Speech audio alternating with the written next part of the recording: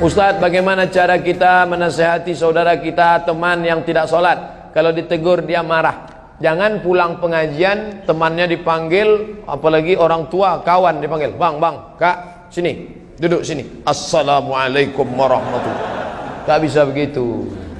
Jadi gimana caranya Pak Ustadz? Download buku 99 tanya jawab sholat Abdul Somad LC di Play Store, enter. Setelah bukunya dapat, print, cetak kalau punya uang. Kalau tidak, printkan, cetakkan pertanyaan yang ke-77.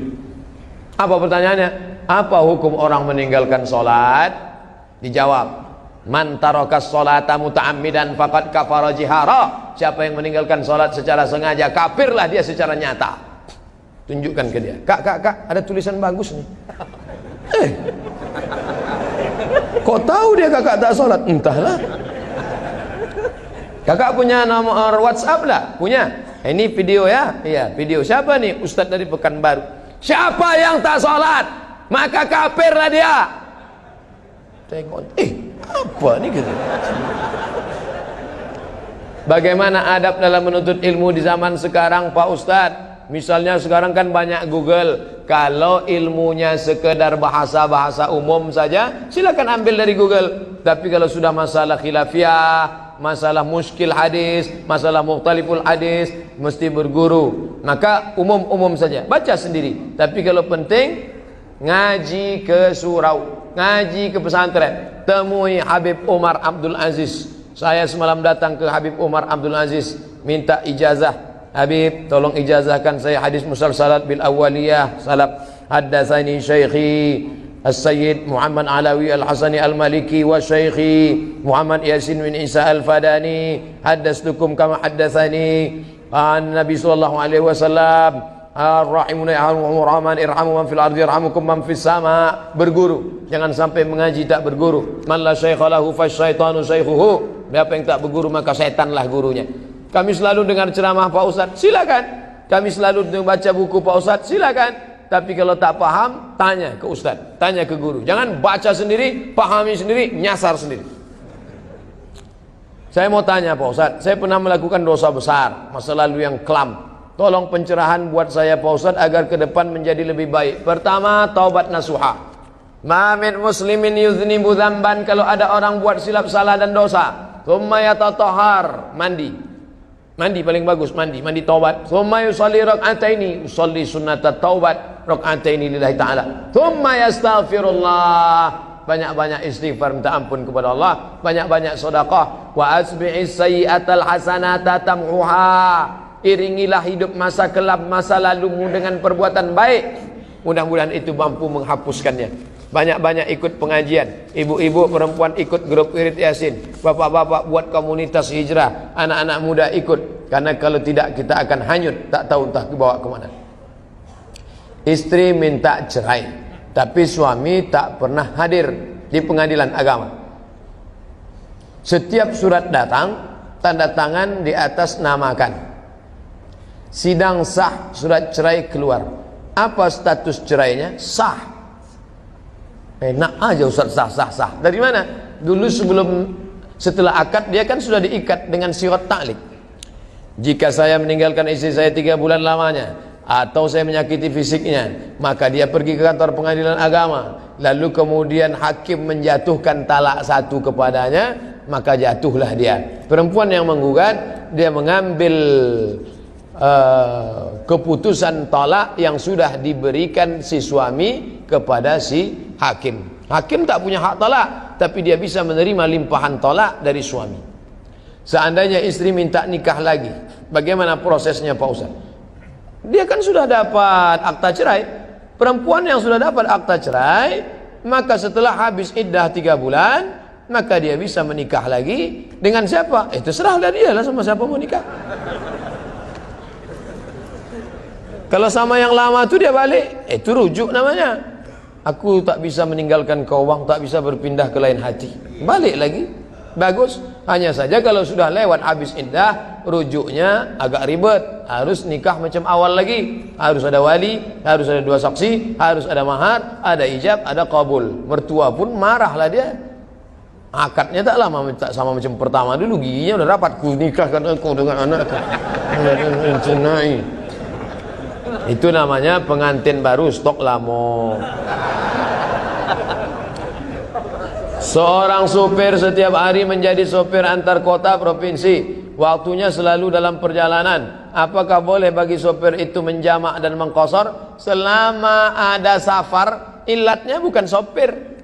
Ini banyak orang sekarang, saya nggak maulah jamak qasar. Kenapa? Saya kan naik mobil, kalau naik onta baru jamak qasar.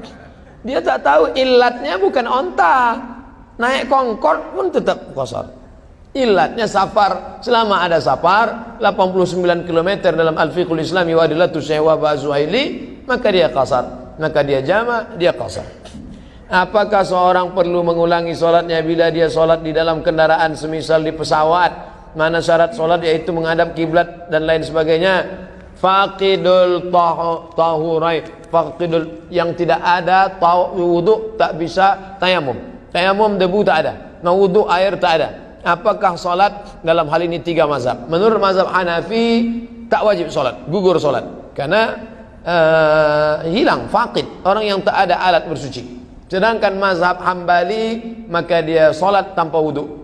Sedangkan mazhab Syafi'i dia solat untuk menghormati waktu, dihormati waktu. Setelah sampai di tujuan nanti dia ulang sekali lagi, niatnya i'adatan. Usolli fardhu zuhri 4 raka'atin i'adatan. Solat ada 3, adaan, qadaan, i'adatan. Saya pakai mazhab Syafi'i. Di pesawat itu tetap solat untuk menghormati waktu, karena tak boleh waktu lewat tanpa solat. Nanti sampai tujuan diulang sekali lagi. Usolli fardhu zuhri 4 raka'atin i'adatan, mengulang. Karena faqidut tahura ini, karena hilang, tak ada alat bersuci, air tak ada, tayamum tak ada. Mohon doanya Ustaz semua kader KMNU Unsri agar mampu berdakwah di jalan Allah, mampu mempersatukan umat. Nanti kita sama-sama berdoa kepada Allah. Keluarga besar Nahdlatul Ulama Universitas Sriwijaya. Ustaz, boleh enggak orang biasa menikahi syarifah keturunan Nabi sallallahu alaihi wasallam? Dalam kitab yang ditulis oleh Imam Asy-Syaukani namanya Nailul Autar Syarah Muntaqal Akhyar, maka di situ kata Imam Syaukani ada namanya kufu. Jadi kalau ada orang mengatakan kufu hanya dalam mazhab Syafi'i, enggak, Syaukani tidak mazhab Syafi'i. Ada yang mengatakan dia mujtahid mutlak, maka kata dia ada kufu, kufu selevel Quraisy dengan Quraisy. Kalau antum Quraisy, menikah dengan Quraisy. Ustaz Somad, saya niat ada tapi tak sampai. Saya tak pede, hidung pesek, mata. Oleh sebab itu, maka ini ada kufu. Lalu orang mengatakan, apa nih kufu-kufu ini? Cinta kan tak mengenal batas ruang dan waktu. Memang betul. Kufu dalam mazhab Syafi'i luar biasa. Menikahlah orang kaya dengan orang miskin. Dulu memang tak apa-apa, tapi setelah berjalannya waktu, apa kata si istri? Kalau tahu aku macam ini susahnya, tak mau aku sama engkau. Oleh sebab itu kufu itu ijtihad mazhab Syafi'i untuk menjaga. Dan ini pula bukan sekedar menjaga, tapi nasab yang mulia antara keturunan para Sayyidina Al-Hasan, Sayyidina Al-Husain, sehingga terjagalah nasab kenabian. Jadi ada makna lain. An asila qarabati ila qarabati Rasulullah sallallahu alaihi wasallam. Aku sambung hubunganku dengan silaturahim keluarga Rasulullah. Ahabbu ilayya min an asila ila qarabati. Lebih ku cintai daripada menyambung hubungan dengan keluargaku sendiri. Itu ucapan Sayyidina Abu Bakrin As-Siddiq radhiyallahu anhu. Ustaz, bagaimana cara kita agar istiqamah dalam ibadah? Tengok orang cacat. Saya tengok di depan saya waktu sholat di musola, ada orang cacat, maaf tangannya terbakar hilang 4, tapi berdoa lama. Waktu menengok dia tak terasa meleleh air mata. Hai Abdul Somad, hamba Allah, tanganmu sempurna, kenapa kau berdoa sebentar? Dia tangannya cacat tapi doanya lama. Lama kita termenung. Tengok orang sakit, pulang dari sini langsung ke rumah sakit. Nanti kalau security nanya, bapak mau nengok siapa? Nengok orang sakit. Ruangan mana? Semua yang sakit mau ku tengok. Yang ketiga, tengok orang mati. Pergi ke kubur, tengok ruang liang lahat. Kalau sudah masuk ke dalam, laula akhartani ila ajalin qarib, panjangkan umurku ya Allah, aku mau beribadah. Saat itu penyesalan tak lagi bermakna. Saya sudah menikah, alhamdulillah, memiliki anak umur 2 tahun, alhamdulillah, 2 bulan. Kami masih tinggal di rumah orang tua, alhamdulillah. Karena saya anak pertama dari 2 saudara adik perempuan. Tujuan saya untuk tinggal dengan orang tua. Saya ingin merawat orang tua saya sampai meninggal. Masya Allah, baik, berbakti pada orang tua. Ceritanya ada seorang muslim masuk surga tanpa hisab karena merawat ibunya sampai meninggal. Sedangkan istri saya ingin pisah, punya rumah sendiri. Bagaimana pendapat Pak Ustaz? Dari awal yang muda-muda kalau mau menikah MOU-nya harus jelas. Adinda, aku anak pertama, adikku anak kedua laki-laki. Kami tak ada saudara perempuan. Aku mau menikahi engkau kalau kau siap dengan ini. Sudikah engkau hidup serumah dengan emakku? Karena emakku tak bisa kutinggal. Kalau kau mau nikah dengan aku, kupinang kau dengan bismillah. Tapi kalau kau tak siap dengan syarat ini, bunga bukan setangkai, kumbang bukan seekor. Kata tumbuh hilang berganti, hilang satu tumbuh seribu. Kalau belum, kalau udah payah. Oleh sebab itu duduk-duduk lunakkanlah hatinya. Oh is my dear, oh istriku. Bagaimanapun juga emakku ini sedang menunggu. Ini pandai-pandailah. Khuliqatil mar'atu min dhila. Perempuan ini diciptakan dari tulang rusuk yang bengkok. Kalau kau keras kasar dia patah. Tapi kalau kau ikutkan kau jadi bengkok. Berapa banyak laki-laki yang lurus mengikut bini menjadi laki bengkok.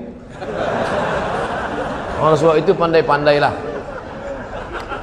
Di sekolah saya ada seorang guru laki-laki yang sudah cukup umur tapi belum menikah. Tolong beri semangat supaya dia menggerakkan hatinya untuk menikah. Orang tak menikah ni ada beberapa sebab. Yang pertama karena cinta kepada ilmu.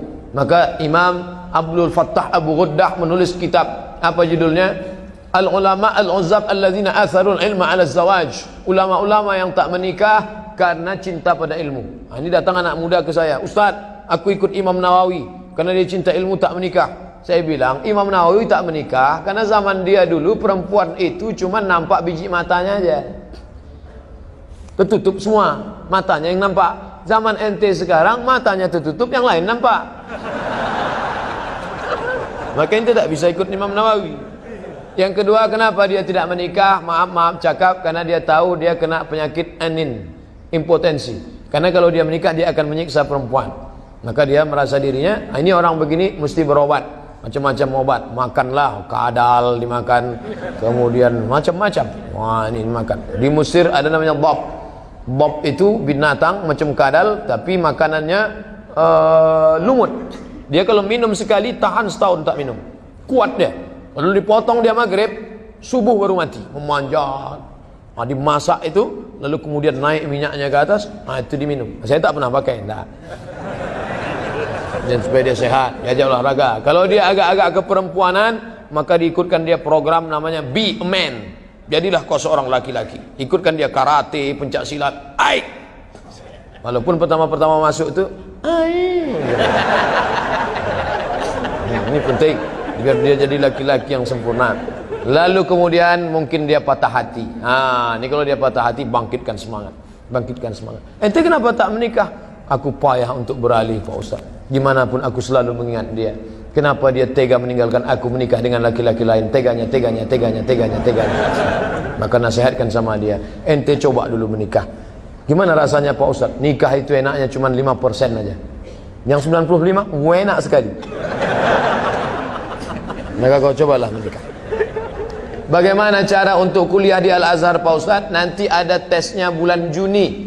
Di seluruh UIN ada tesnya, termasuklah Universitas Islam Negeri yang ada di Palembang. Ikut tes. Apa yang dipersiapkan? Hafalan Quran 3 juz. Kami sudah 5 juz Pak Ustaz. Juz pokat, juz mangga, juz melon, juz Quran. Lalu kemudian bahasa Arab 100 soal. 100 soal. Saya termasuk yang ikut tes. Kawan saya seangkatan dulu dari Palembang ini, Ustadz Agus Jaya, Ustadz Mukmin, Ustadz Toto, Ustadz Abdul Basit, Ustadz Abdul Khair. Itu kawan-kawan saya semua di sini. Lalu kemudian ikut tes, pelatihan di Jakarta 2 bulan kami pelatihan di Jurangmangu Timur. Lalu berangkatlah. Masih ingat dulu waktu kami sama-sama kawan dari Palembang berangkat. 74 orang anak Indonesia yang dapat beasiswa ke Al-Azhar Mesir. Kami pakailah jaket, macam jaket mafia itu. Pakai jaket, pakai topi, pakai kacamata hitam. Karena kabarnya Mesir sedang musim dingin. Sampai di Kairo, keringat. Rupanya masih musim panas. Salah info.